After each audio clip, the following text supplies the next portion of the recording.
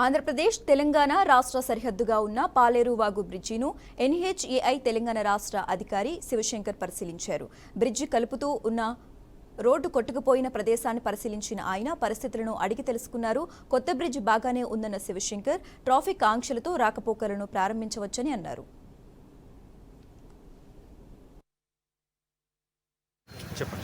హైదరాబాద్ విజయవాడ సెక్షన్లో అనేది 65 మీద కిలోమీటర్ 191 దగ్గర ఈ హైదరాబాద్ నుంచి విజయవాడ వెళ్ళే బ్రిడ్జ్ ఎల్హెచ్ఎస్లో ఉన్న బ్రిడ్జ్ అప్రోచెస్ డ్యామేజ్ అయింది. ఆ అప్రోచెస్ డ్యామేజ్ వాటర్ పూర్తిగా తగ్గితే కానీ దాన్ని రెస్టోర్ చేయలేము. ప్రస్తుతానికి రైట్ సైడ్ ఉన్నది ఏదంటే మన విజయవాడ నుంచి హైదరాబాద్ వెళ్ళే రూట్లో ఉన్న బ్రిడ్జ్ అది బాగానే ఉంది. అది కొత్త బ్రిడ్జ్ అది, దాని మీద ఎటువంటి డ్యామేజ్ లేదు. కాబట్టి ఇప్పుడు దాని మీద ట్రాఫిక్ ఓపెన్ చేయడానికి ప్రయత్నిస్తున్నాం.